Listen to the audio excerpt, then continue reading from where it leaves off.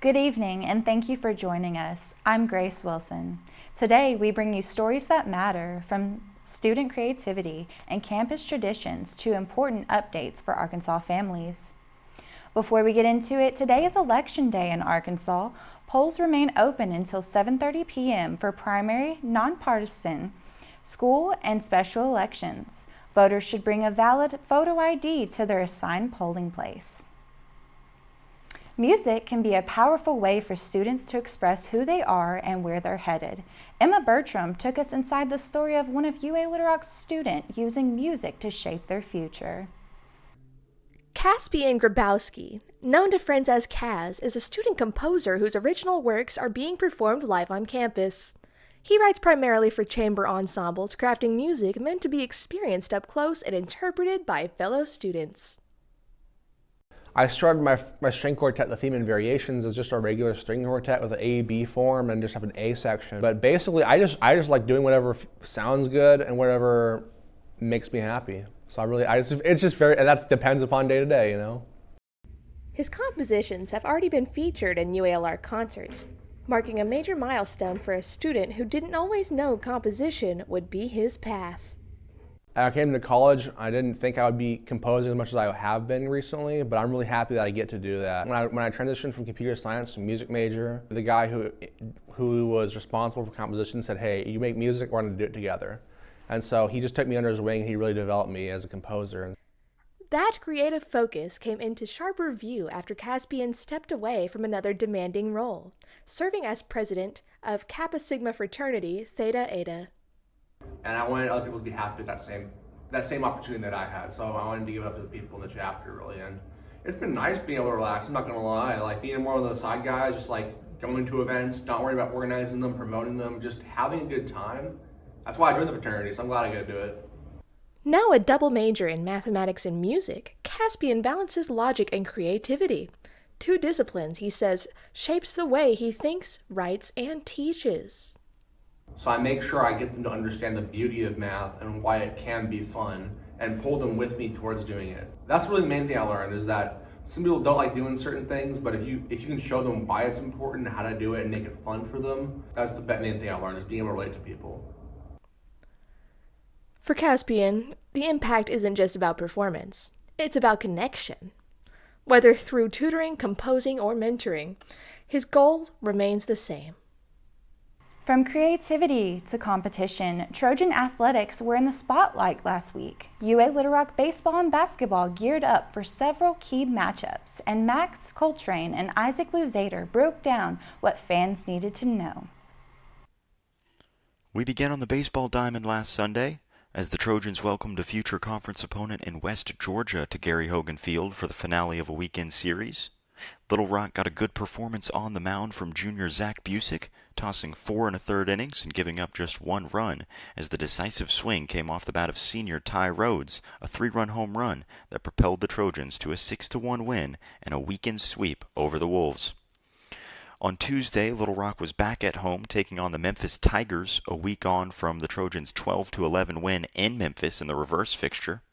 This one, however, didn't go Little Rock's way as the Tigers got their revenge. Their bats came alive for a 24-5 road win in Little Rock. Despite the loss, the Trojans' 6-2 start on the baseball diamond is the best start for Little Rock since the 2022 season. The Trojans will be back at Gary Hogan Field on Saturday at 2 p.m. as they'll welcome in their rivals, the Central Arkansas Bears. Switching gears to the hardwood, it's the final stretch of the regular season for Little Rock's women's and men's basketball teams. Thursday night, Little Rock welcomed the Morehead State Eagles to the Jack Stevens Center for a doubleheader. For the women, it was a huge 73-68 victory as the Trojans erased a 10-point fourth-quarter deficit behind a career-high 29 points from senior Jordan Holman. The win saw the Trojans jump to 5th in the conference standings with one more regular season game remaining. Unfortunately, the men were unable to follow suit. Despite senior Jonathan Lawson's 15 points, the Trojan men dropped the penultimate game of the regular season 76-70 and currently sit in 9th place in the OVC with one regular season game remaining. If they fail to finish in the top 8, it will be the first time that Little Rock's men's basketball team would fail to qualify for the 8-seed Ohio Valley Conference postseason tournament since Little Rock joined the OVC in 2022. The University of Arkansas at Little Rock celebrated Homecoming 2026 with a week of events themed Back to the Rock. Festivities ran from February 23rd through the 28th and included student activities, alumni events, and Trojan basketball at the Jack Stevens Center. Highlights included the Cardboard Boat Regatta, the Trojan Bonfire, Food Truck Friday, and Greek Night. Homecoming basketball tipped off last Thursday and wrapped up Saturday with a doubleheader. Our reporters covered the biggest moments from across campus throughout the week. UA Little Rock celebrated Homecoming Week with the annual tradition of the Cardboard Boat Regatta. Our strategy is just to make it to the end and get out before our patients. Since 2011, students have built and decorated cardboard boats to race across the pool. It's our first time. We're really excited. We've won the last 2 years, maybe a couple before that. Prizes are given out in 4 categories: Pride of the Regatta, which is the category for most creative or best design, Best Dressed Team, the Team Spirit Award, and the Titanic Award for most dramatic singing. We were just so great. We sunk the best, the greatest, and the fastest. The winner of the Titanic Award was the Chancellor's Leadership Corps. The Student Government Association won the Best Dressed Team. That was really tiring, but we won, so that's all about. The Team Spirit Award went to Kappa Sigma. And Sia won the Pride of the Regatta. It felt good. Yeah, we didn't expect anything. And this is our first time, so we're really excited to have won something. UA Little Rock's homecoming festivities also included a bonfire, bringing out students of all kinds. Campus like this, where it's not that many times where you see everybody, like you see everybody out. Homecoming is great for like kind of giving that time where you can just see everybody, just get to know people, like bring everybody together. The homecoming bonfire and festivities alike continue not only to bring together the campus, but the community as well. Today is our Food Truck Friday, so students get to come out, get a free voucher for a meal, and eat at one of our lovely food trucks. Food court event for homecoming at the Fine Arts Building on the courtyard. Their students are starting to come and show up a little bit. I think they got a lot more space than we had last time, so that's pretty good. I had some boudin egg rolls from the Cajun chef over there. Faculty is coming at 1 o'clock, so whatever is left by 1 o'clock, faculty going to take care of it. I got the gumbo. She got the shrimp etouffee. Okay. Man, I'm a regular, actually. Man, I went to college in UA a lot, bro. The Cajun food truck over there, the food is like really good. Really good. This is Timothy Wainwright with the Trojan Truth. Homecoming week ended strong on Saturday morning with the campus full of energy. Fans gathered early, grills were fired up, and Trojan pride had filled the air as the tailgate party set the tone for a full day of basketball. The women's Trojans had taken the court against the Southern Indiana Screaming Eagles in an important Ohio Valley Conference matchup. From the opening tip, both teams battled for control, trading momentum throughout the entire contest. Although the Trojan women's had a slow start at only 6 points in their first quarter, it would not be enough as the Southern Indiana had managed to find key scoring stretches that created quite the separation, and despite a strong effort from Little Rock, the Trojans ended up coming short by the final buzzer. Although the result had not gone their way, the Trojan women's had secured the 5th seed in the Ohio Valley Conference tournament based on their regular season performance. Their work throughout the year positioned them for postseason play, and they entered the tournament with an opportunity to make a statement when it mattered the most. Following the women's matchup, the men Trojans had stepped out on the hardwood with homecoming energy still echoing throughout the entire arena. Every possession carried weight as both teams had understood what was on the line. Little Rock executed in key moments and converted crucial shots and had defended when it mattered most. By the time the final horn had sounded, the Trojans secured the victory over Southern Indiana, a win that locked in their 8th seed in the Ohio Valley Conference tournament. The performance capped off a day that celebrated tradition, resilience, and a competitive spirit of Trojan basketball. From the tailgate festivities to the final basket, homecoming had delivered a day full of pride for Little Rock. This is Isaac Luzader. I hope that you guys had a great week with homecoming. While campus celebrations continued, an issue raised concerns for parents across Arkansas and involved student privacy.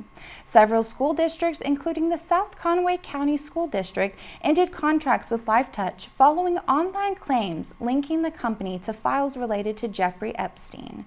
LifeTouch denied any connection and said the claims were false, adding that student images were never shared with third parties.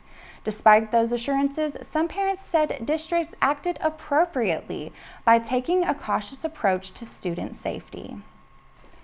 UA Little Rock is also welcoming new faces to campus this semester. Emma Bertram and I spoke with a newly appointed professor who is already making an impact in the classroom and bringing a fresh perspective to students.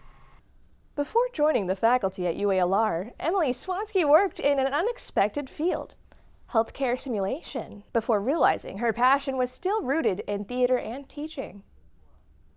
So I spent September 2024 to October of 2025 in the College of Nursing as their healthcare simulation educator. Basically hired and trained standardized patients to come in and be actors, and then I would facilitate the simulations that would happen. And then my position was actually funded by a grant. I decided, more of what I wanted to do was theater. That decision led her back to the classroom, this time as an instructor. I still have to put on a performance, right, as an instructor, being somebody that has a hard time getting up and talking in front of people, even though I am I'm an actor, I'm a performer. There are times where I do get very nervous to not mess up.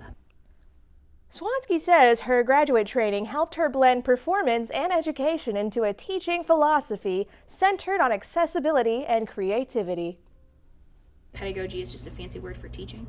I had a couple of classes. It was focused on acting and the performance, but it was also focused on how to be an instructor, how to be a teacher for high school, middle school, elementary, also collegiate classes, right?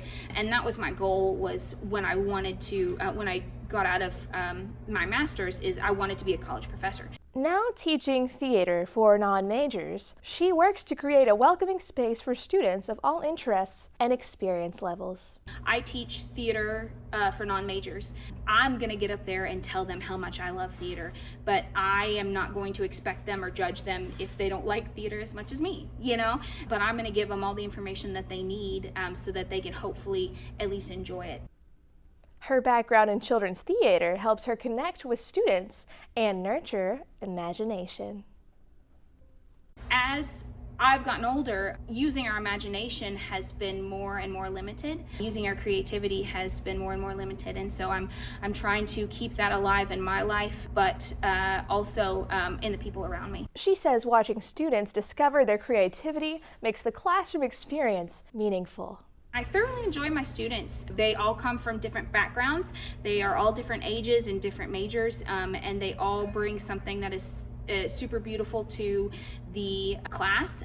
Last week I had them do a playwriting exercise, and to see them come up to me and ask me, can I read you what I wrote? Like, I'm really excited about it. It reminds me that I hope I'm doing my best for them, because it's sparking that creativity in them. For Swansky, theater education is about more than performance. It's about affirmation. Told them at the end of class, like, you all are artists, whatever you're doing in your life. And if they take nothing else from my class, I hope is that. Before we go, we will share a positive story about Arkansas children and early literacy. The Arkansas Imagination Library launched its first annual sponsorship program, with Subaru of Little Rock becoming the first sponsor. The dealership donated $65,000 to support children in Craighead and Faulkner counties, helping provide free books to children from birth through age 5. For everyone here at Trojan Truth, I'm Grace Wilson. Thanks for watching.